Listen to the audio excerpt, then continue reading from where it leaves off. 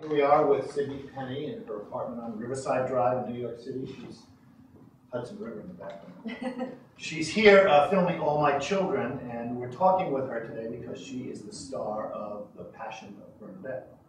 Thanks for being here. Oh, it's my pleasure. I'm really happy to be doing this, and I'm so pleased that people are finally going to get to see the film. Sidney's been acting since she was, well, can I say 3 years old? Does that count? That early performance? Sure. Daytime television, primetime television, major motion pictures, and performed with acting deities from Sophia Loren. She has 2 Emmy Award nominations, and we're lucky to have her chatting about this movie today. How did you come to star in this Passion of Bernadette? Well, Jean Delannoy, who is the director, had been very passionate, pardon the pun, about telling this story, about Bernadette's story. And we made the first film in '87, and he had looked for a French actress and hadn't found one, and saw me in the Thorn Birds and figured I'd be about the right age. And so I, in fact, ended up doing that film. And I really think that he'd always wanted to do this second film.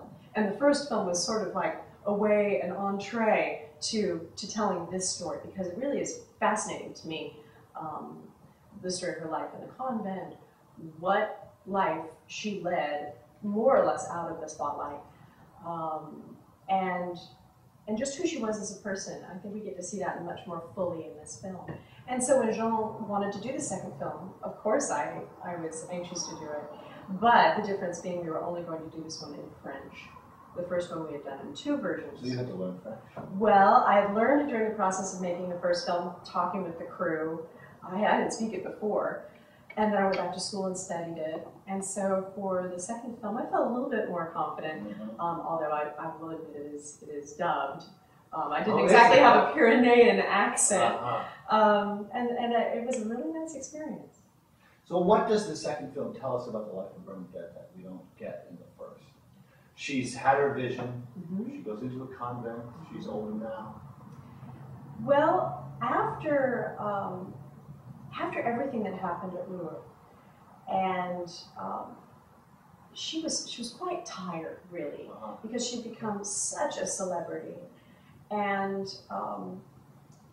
she didn't care for that. She didn't like that life, and she really, she was ailing. She always had asthma, and it was very difficult for her. It was physically very difficult for her to kind of deal with all that jostling and all the attention. And so I believe it was her local priest that arranged for her to be able to be taken into the convent at Nevers with the sisters there. And it was, quite an extraordinary arrangement because she brought no dowry. She was poor, but they did let her come in. And although the Mother Superior really, felt rather put upon having to deal with this sort of, in French they call it sort of a bête noire, sort of like this object of, interest, which was sort of a liability, but then they turned it into sort of also a money-making venture. And so it's interesting to see how Bernadette deals with that, and in the midst of still being the celebrity, trying to find some solitude and just, sort of live her life, which she practically never had a chance to do. The Mother Superior, you sort of mentioned they sort of used Bernadette for financial gain for the convent, and Bernadette wanted really to not be, she didn't want notoriety anymore, she just wanted to. Yeah, Bernadette never really wanted that attention to start with. She never understood it. She didn't understand why people, wanted her to know her, to see her, to touch her. It just didn't make any sense to her, and she wanted to escape it. But of course, you can't. I mean, she couldn't. There was no way that attention was going to disappear, and so naturally, it did. Sort of replenish the coffers of the convent. Yeah. And the Mother Superior also had pressure on her. So from other people who wanted to get to Bernadette. Absolutely. So you have a story, don't you? I do. I have a really weird story. I was well at the convent. It's so beautiful. There's sort of a courtyard, and then there are these. There's an arcade. and their rooms off of this arcade. And one of them was a room that we had been able to use as a dressing room. But right next door to it was a small chapel down the way from the larger sanctuary. And it was really great because, in the morning I'd be getting dressed, and quite often, like 2-3 times a week, I'd have a service in there, and the Mass was so beautiful, and it was sung so beautifully, and it was really a nice way to get your day started. I walked out of the room just at the same time that everyone was leaving the Mass, and it was, it was a large group of German tourists, pilgrims, who had come to see the convent and to see Bernadette in state. It's quite an overwhelming experience, and the Mass, as I said, was so beautiful. Because Bernadette is lying in state. She's there. Yeah. She's right there. Yeah. And So as I walk out in my full habit, of 1860s, and they come out of the Mass at the same time, and they see me, and everything there is about Bernadette, and the sisters refer to her as still being with them. They refer to her in the present tense always. So it has a sort of, there's an air about it. And when they saw me, it was this kind of strange, this strange reaction on their part. And so one of the women came up to me, and she fell on her knees in front of me and asked me to bless her rosary, to touch it, and it was so strange because I understood exactly what Bernadette had been through. I was like, well, I'm not Bernadette. I'm American. I can't bless anything. So it was very odd. But, so here you are, a young actress. How old when you made this film? I was 18, I think. Yeah, I just turned 18. And you get this script. You've already played the young Bernadette. Right. The young Bernadette has a vision. Mm-hmm. And then the older Bernadette lives her life out in this convent and is sainted by the Catholic Church. Right. Thousands of people all over the world pray to this person. They say miracles occur at Lourdes. So you now have to embody this, I was going to say person, but not saint. So is that a daunting task? Does anything happen to you as an actress when you take on a role like that is different than when you're playing a regular person? Or do you just go right for the character of the person? Or do you say, oh God, I have to play a saint? Well, I think that there was one thing I had in my favor starting this, is that I confess I was very ignorant about Bernadette before doing the films. So I didn't grow up with a sense of awe. So I could sort of approach the character just as a person. And then as I learned about Bernadette and doing the research that you do, her words are so very clear about how she thought about herself. She was a very simple person. And that was a concept that she embraced. And so I knew I couldn't play that role without embracing that simplicity and humility. And so when you're putting yourself in the place of somebody who really is quite a very straightforward, honest, humble person, you can't even have a thought about the idea of someone being a saint or the effects of her life, any more than, people could be praying to you one day, but you don't know that now. Right. She didn't know that, and I'm sure she would have thought that was a perfectly ridiculous idea. Just because one day she went with her sisters to this grotto, and her life changed. I think that she's probably the last person on earth who would ever say that it came to her because she deserved it or was so much more special than anyone else. So she was pretty much unaware of, except for the fact that she was very famous, she didn't buy into her own specialness. No, not at all. I think that she always, from what I learned about her, is that she deflected that kind of attention away. And she really clung to the things that were dear to her, which were the songs of the Pyrenees. When she'd be sweeping, she'd sing one of those songs. Just, real things. Well, one of the dramatic things in the film, the story of the relationship between the Mother Superior and Bernadette. The Mother Superior doesn't believe, she says, in visions. She doesn't believe that Bernadette had a vision. She's willing to use it, but she doesn't believe that she had it. So do you? Oh, wow. I have no reason to disbelieve it. Yeah. And in terms of playing the role, I believe what Bernadette believed. Who never questioned it. She didn't question it, which I think is the simplest. It's the core of the story. Why it matters is that faith is. That's just it.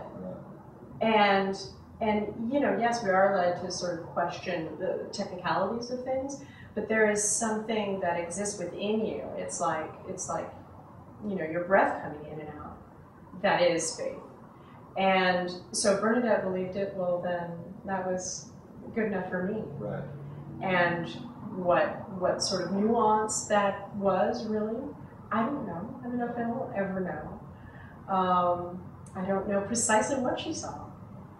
Yeah. No. Well. But look what it caused. Look what it caused. She's a quiet girl, essentially, very humble. She doesn't throw temper tantrums. There's no real scenes of dramatic argument. Right. Well, at least none that we saw. None that we saw. I mean, it didn't sound like there was in her life, was there? I mean. No, I don't think that Bernadette had the time to waste on that type of arrogance. So, is that a harder kind of character to play for an actor than a more volatile person? I mean, is it hard to dramatize a quiet soul? I think that it's a role that it's a certain quality that I keep getting handed to me. So much more so than sort of these characters with lots of fireworks. I tend to be kind of a calm, still person. So I don't know. Maybe I see something a little differently, but I think in this film it was really nice to have Jean Delannoy to rely upon, because I knew he really wanted to bring out that particular quality, that all of the subtleties of that role were going to be present, because this was his interpretation, and he wanted it to be complete and to tell the story, well and beautifully, and so I felt very supported in telling the story of a person whose highs and lows are pretty subtle. Yeah. Although, wow, what she experienced in the scope of her life and the illness that she went through, very young. She was my age, which is so bizarre, because when I was doing the film, I was half my age. She died of everything. She had tuberculosis. She suffered with asthma for a long time. There may have been other things as well. They gave her the last rites 3 times, and her wonderful sense of humor. We see that in the film. At one point, the Mother Superior says, "Are you gonna die this time?" Yeah, I brought the priest. She's like, "I'll try. I'm sorry to put you out." Yeah. It's not my fault. Yeah, because I don't think that. I don't think that she saw death as, sort of, the great abyss. Uh-huh. I think that it was for her a transition to the next consciousness, or the next adventure. And also she was promised that she would be happy in the next life. That's right. That was the only little secret that she ever shared about what the lady told her specifically, was that she wouldn't be happy in this life, but that she would be in the next. And I think that really kept her going and pushing through all of the difficulties that she had. So the lady that visited her, the Blessed Virgin, gave her a number of secrets, and that's the only one she revealed. Apart from the things that she announced right at the grotto, when it was happening, she said that there were certain things that were only for her, and people tried to get it out of her, and she said, "No, they're just for me." And I always thought, I was always very proud of her for that, if I can allow myself that, because, she just gave every bit of her soul away when she was living. She loved her family, she loved her little brothers and sisters, she loved the sisters around her. Her job when she was very ill was simply pray.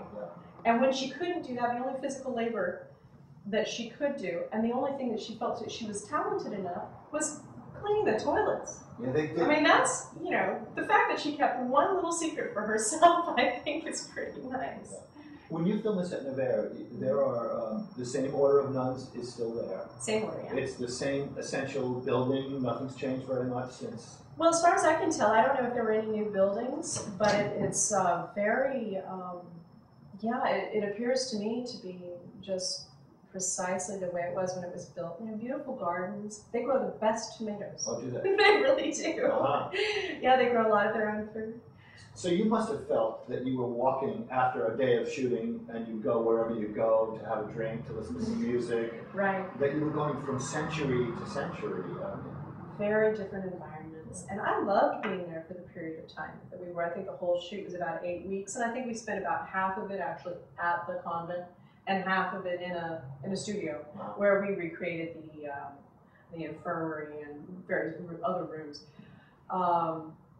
But I just loved being there. It is, it's almost like there's this magical cone of silence that has come down over the whole place. It's peaceful, and you know, thoughts come to you that you can't access in a more noisy environment like this. Yeah.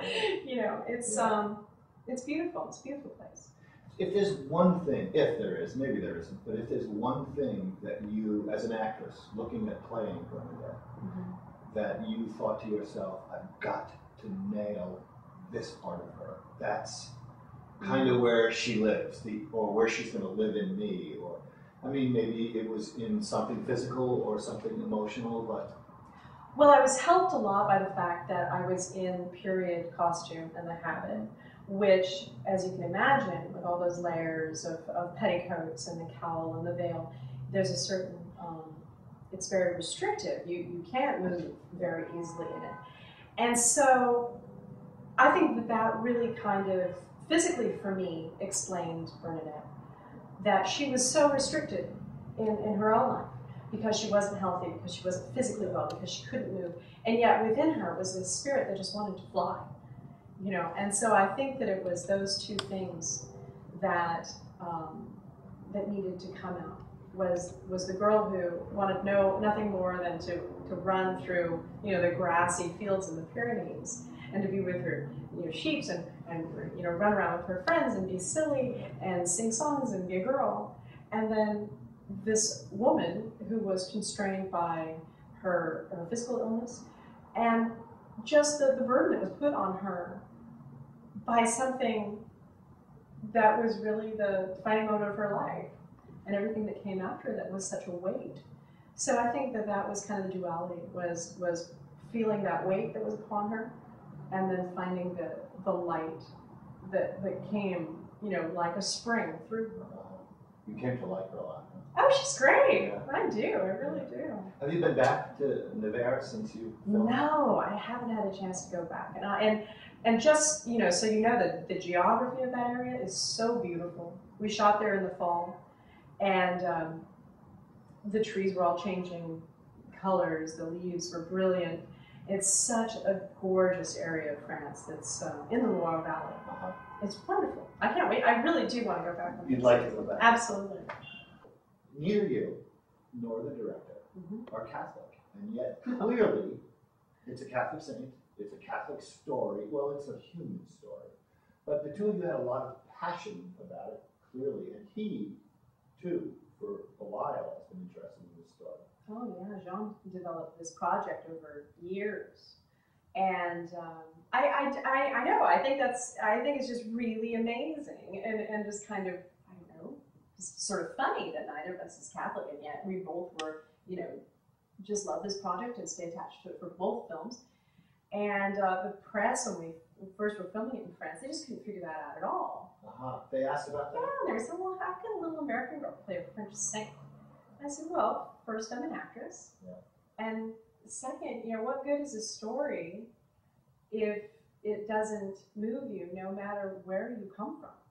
Like, you know, so if Jean and I can figure out a way to tell this story so that it affects us and it affects other people who haven't been educated about Bernadette for their whole life, well, then I think you're probably telling a story that really, you know, hits all those points that you want to bring out. So I you know, but it is really interesting. And now your first film, the first Bernadette, right, is running in perpetuity.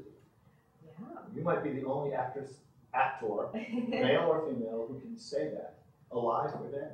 I have a film that runs every single day of the year. It's so weird. Forever. I know. It's really amazing. And then the other interesting thing is being at Nevers and seeing Bernadette.